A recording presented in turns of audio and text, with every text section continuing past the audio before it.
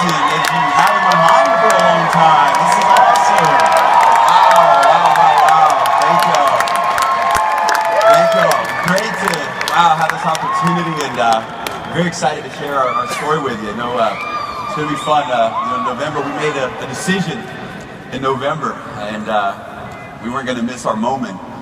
And got into the zone, focused, and we were rocking. In December, we had Sapphire. We were on fire, boy. I'll tell you the story today a little bit about how we were able to go, what the process and journey was to go from Sapphire in December. Just remember being at a team event, breakout event in Las Vegas, and he said, we're going diamond by the end of the year. Doing it. Made an announcement. December hits and I'm a Sapphire.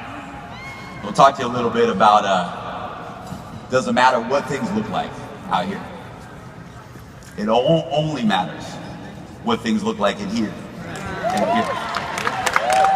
want to just thank the amazing leadership of this company. Mr. Bernie Tua, unbelievable vision to bring the treasures of the earth to the people of the world, and powerful. Shane Morant caught it. I love the story because we have a lot of folks coming into the group, into the company right now, who have opportunities to go places and launch and be a part of things where they're writing some big checks, to make that move. And we have a group of leaders here that made a decision to build based on what they knew they could create. They're willing to bet on themselves, and that's huge.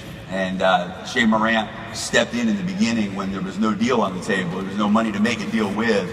So I see a vision, let's build. And Holton Bugs came and saw the same thing. And you guys may not even know this, but companies offer millions of dollars.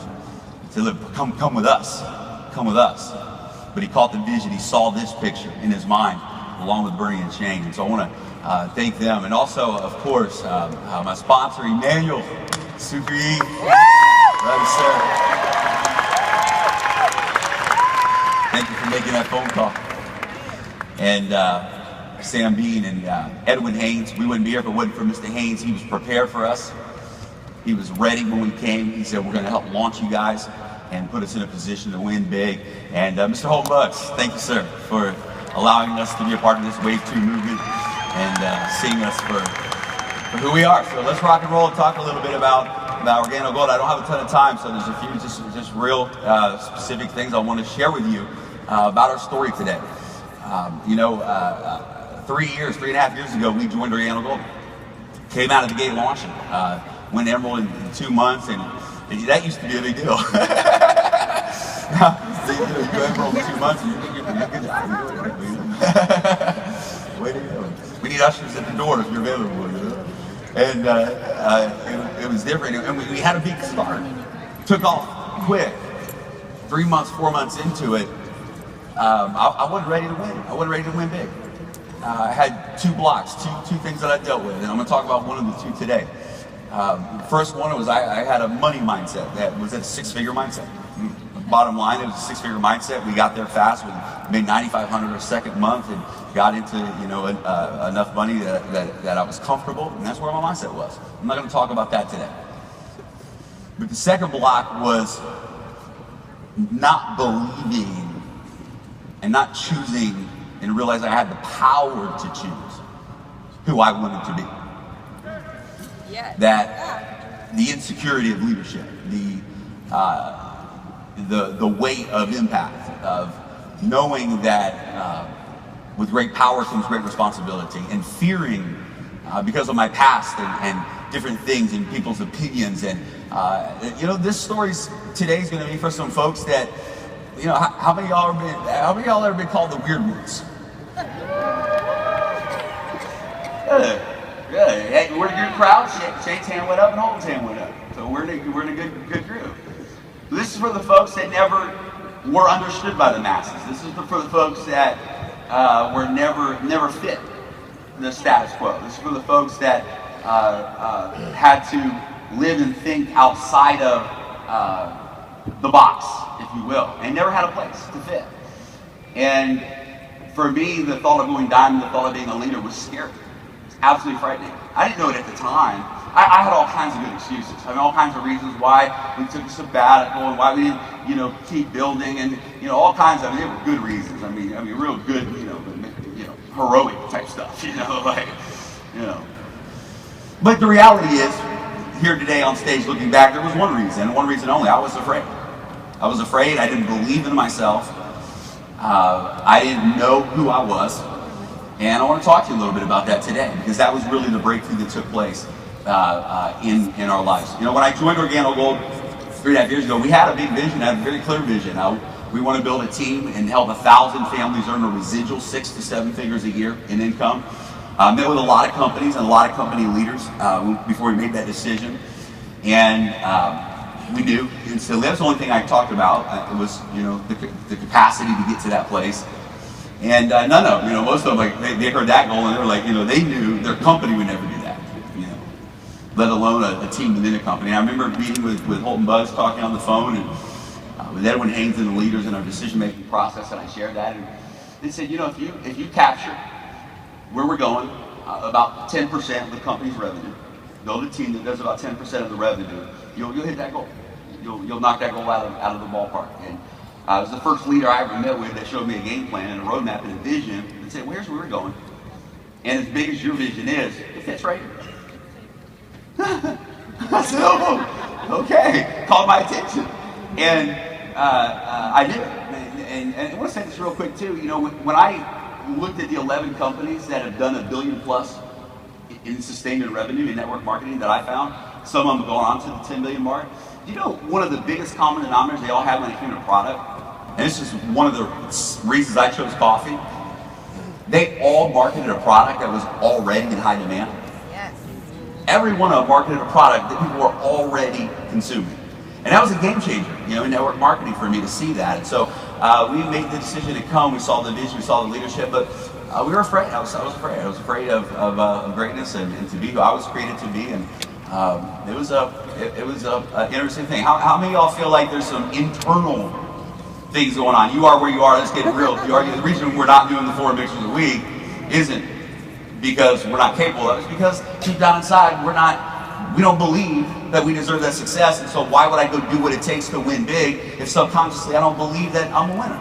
Wow. All right? And if we get to that root, if we can break through that and have that moment, it's a life-changing experience. And so we have this goal, we have this vision, and Holt laughs and said, wave 2 for Jeremy means we're going to bring in some white folks into OG. Bring in some white folks. And I laugh because when I came to OG, and I love what's happening, the cultural diversity that's taking place, and when I came to OG, there were some white folks around. I mean, Shane was white, and it's okay to be candid, right? Have a little fun. The Nielsen's were there, and they were white. Says it past tense. And but Shoemaker was there, and he was diamond, he was white. But it's just funny, the stories you tell yourself, right? To keep yourself from seizing your moment, seizing your opportunity. Now, I got to tell you, I was excited because there were some white folks, but there weren't any white dudes. And I want to tell you what I mean by that. So Barry Coacher shows up, and that, we went from having some white folks to having Caucasians.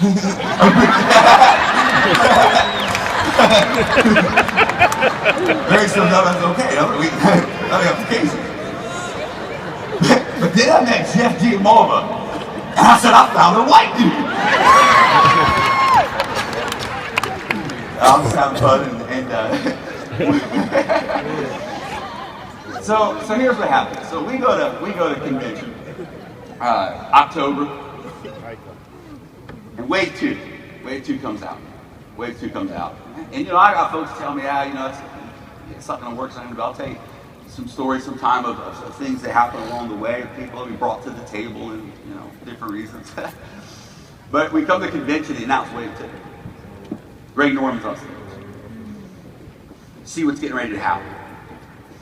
And it reminded me of a story. There's a boy who had out back playing baseball one day. He grabbed his wiffle ball and his wiffle bat.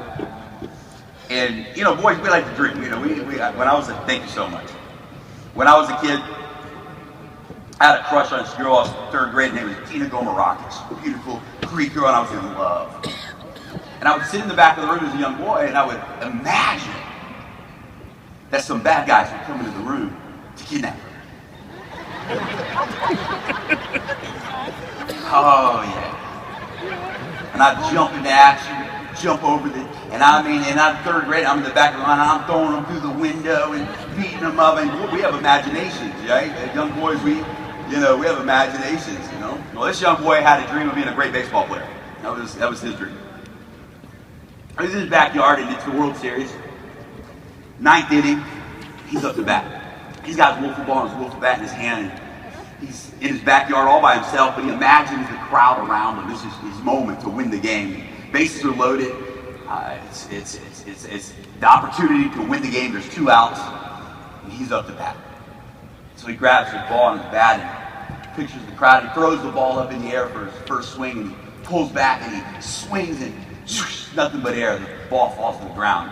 Reaches down and grabs the ball. And it's okay. I got 2 more tries. So it takes a little bit more time on a second swing. Again, he just pictures the crowd, and he knows this is my moment to be a hero.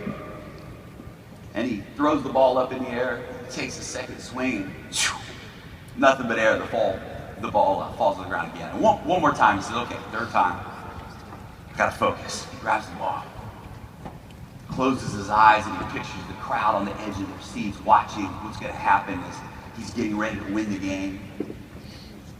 And he throws that ball up in the air a third time, and with everything he has, he takes that third swing, and the ball falls to the ground again, he misses.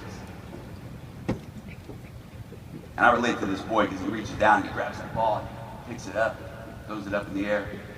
And he says, one day, I'm going to be the greatest pitcher that ever played the game of baseball.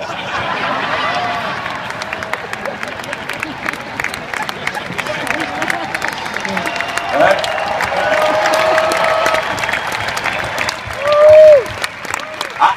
I struck out at wave 1. I struck out at wave 1.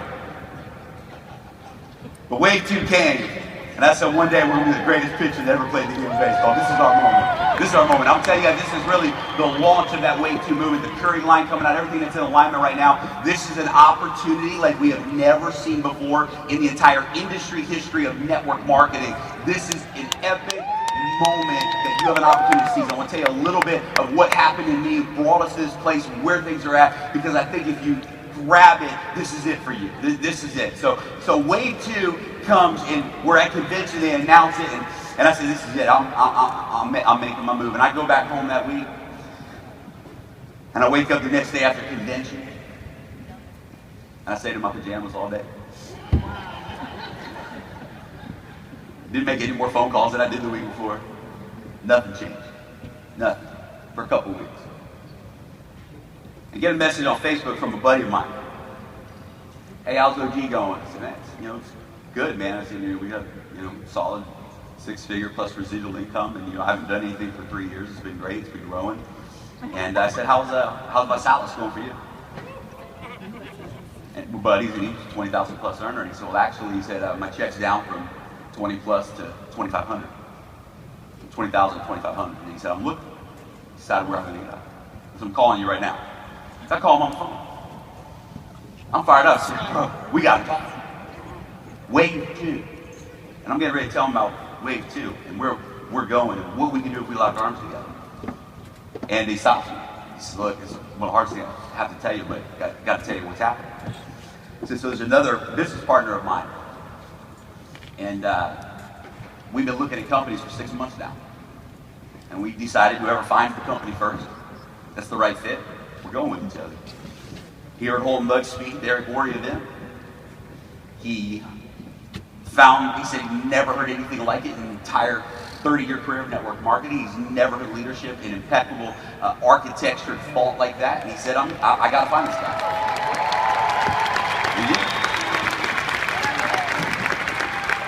And he joined Organo Gold. And he called my buddy Bob and put him on 3-way. And Bob's telling me this story. And he said, bro, Holden's the man.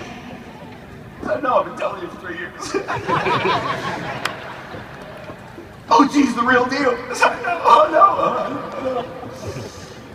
He's like, I have to go replace. I understand. Rock and roll. Hardest weekend of my life. Ever. In this, ever. ever. Because here's what's going on, really. That phone call, for me, created a pain that took me where I needed to. This is a guy I've known for 10 years. I mentored him in network marketing. He was a phone call away. He was a phone call away. But I hadn't made my transition yet from dreaming to decision making. Is that? Your dream doesn't recruit leaders. Dreaming's easy. And I missed the moment. I missed a moment. Jeremy. And it was, I went into depression. 3 days to eat, went to depression. My kid said, "What's wrong?"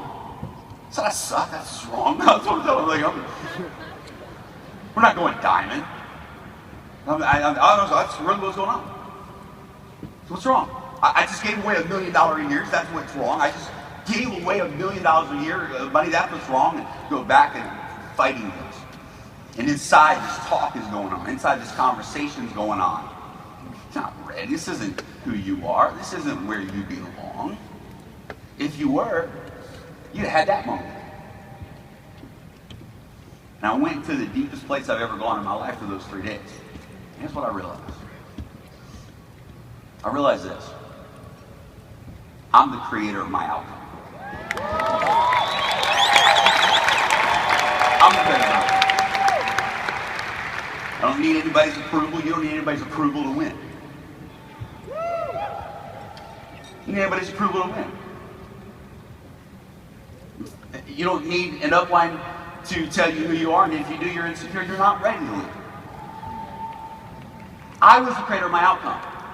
That moment was just a moment amongst many moments that I have the power to create starting now, and I can change those moments for the rest of my entire life. And I began to have this internal dialogue that began to drive me, began to go to a deep place. I had a decision to make. I had a decision to accept the lie or find the truth about who I was. And what I realized is I am who I choose to be. That's who I am. I am who I choose to be. Holton Buck shared with a group of leaders. He said, before you ever sign a gold pack in Covenant OG, you need to decide your role. Who you're going to be in Organo Gold. What your story is going to be before you ever even sign the dotted line. The next 6 months between now and the convention, 7 months, you have an opportunity to be a part of the front end of history. I'm going to tell you this. What we do the next 6 months will produce more multiplied results financially in your life than any 6-month window you've ever had.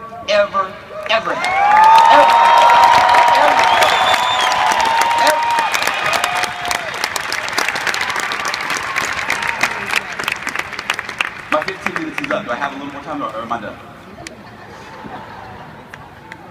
I'm done.